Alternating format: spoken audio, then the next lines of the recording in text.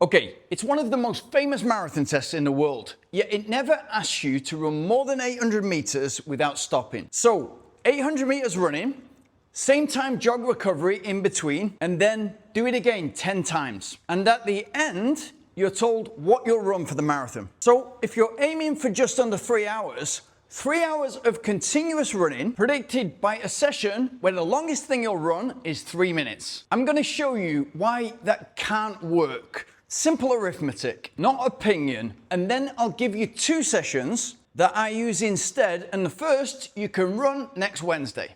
If you go looking for a way to know that you're in sub-3 shape, you're going to get handed the same 3 workouts. One is usually an all-out half marathon, 4 to 5 weeks out from your marathon. The second is Yasso's 800s, 10 times 800 meters. And because of the distance, they usually ran on the track. And the third workout you'll usually get handed is a fast finish long run. Now, I'll come back to the half marathon because the timing on that is absolutely crucial. And especially so if you're not a full-time athlete. The fast finish long run I'll deal with now. If you read the instructions almost anywhere for that prescribed run, you'll read that the first 2/3 of that run are run at your normal long run pace. But what's normal? Very rarely is it detailed, and therefore you can pass or fail the test because the test itself doesn't have defined terms. The middle workout, Yasso's 800s, 10 times 800 meters, is the one I want to take apart because it's the one most people believe. And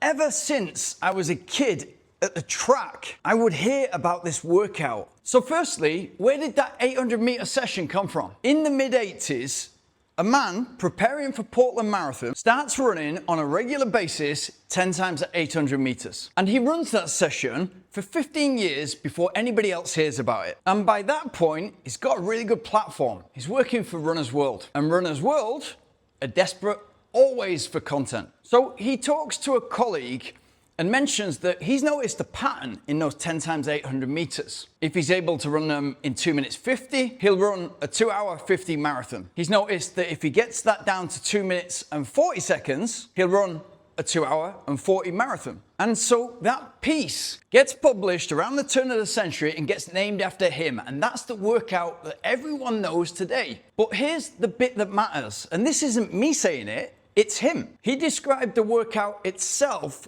as a coincidence, just a correlation he happened to see. And that's the man who invented the test telling you exactly what it is. And in 30 years, nobody's ever taken a group and put them through that session, then sent them off to their marathons and reported how far out the predictions were. The study doesn't exist. What's stranger is the criticism isn't new either. 20 years ago, people were criticizing how long those recoveries were, and nothing has changed. So let me be straight.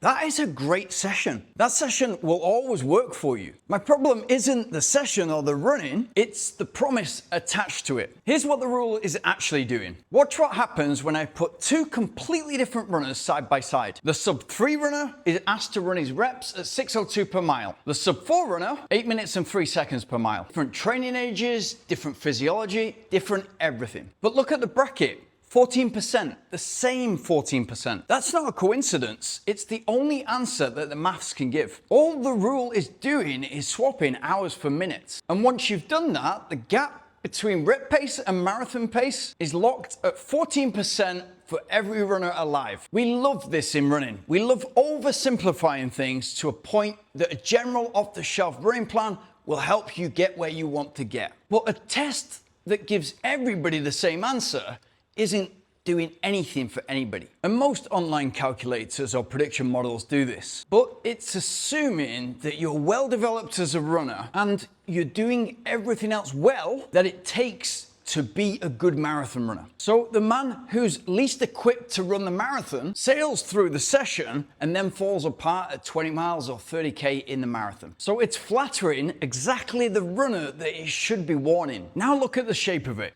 This is the longest you ever run without stopping in each of these. 3 minutes for the Yasso rep, 20 minutes for my preferred session, an hour for the marker. And then the marathon, 180 minutes, and it runs off the screen because there's no room for it next to the others. That gap is your race. Everything that decides your marathon lives in there. Your running economy degrades, your threshold drops, your glycogen runs down, and the same pace starts costing more oxygen than it did at 10 kilometers. And eventually that becomes more than you can pay.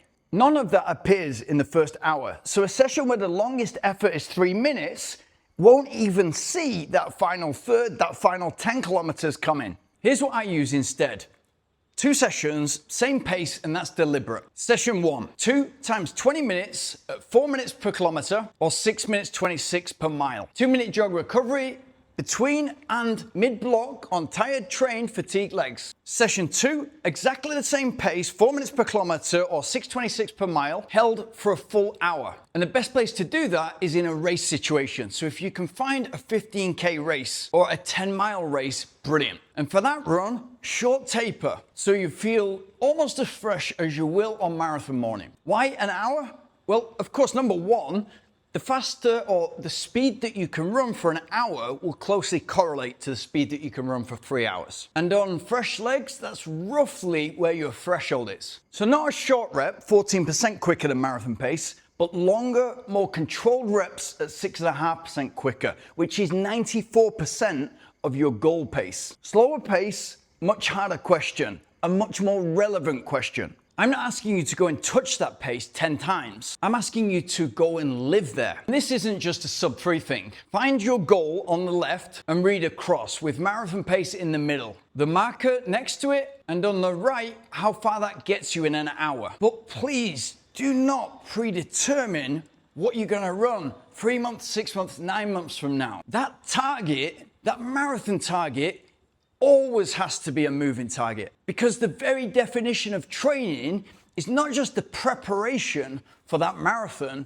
but also improving. Now, this is important. How do you run a test like that without ruining your block? Because this is exactly where an all-out half marathon, badly timed, really does hurt you. If you're not a professional athlete, professional runner, which essentially is a professional recoverer with some running thrown in, if you're a runner with a job and kids, and you race that half flat out 4 or 5 weeks out from your marathon, and I see this all the time, you're gonna leave your best marathon in a half marathon that was supposed to be building towards that performance. And usually, runners find out about that in the final third of that marathon. So instead, 2 times 20 minutes, no taper, very efficient use of time, whether that's midweek or weekend, and a great indicator of where you're at. And in addition, as you can see, a really nice progression onto that small, freshened up leg taper that delivers you to a 1 hour race effort with the ability to hold that same pace for 1 hour. Now, these markers are not enough on their own. The rest of the work has to be in place and put into place and progressed, built on for months, not just crammed into weeks. And then you've got to get every aspect of the marathon that counts on that race day right. The training is just one part of it. It's a big part of it, but without the rest in place properly, it's going to be really difficult for you to get towards your potential.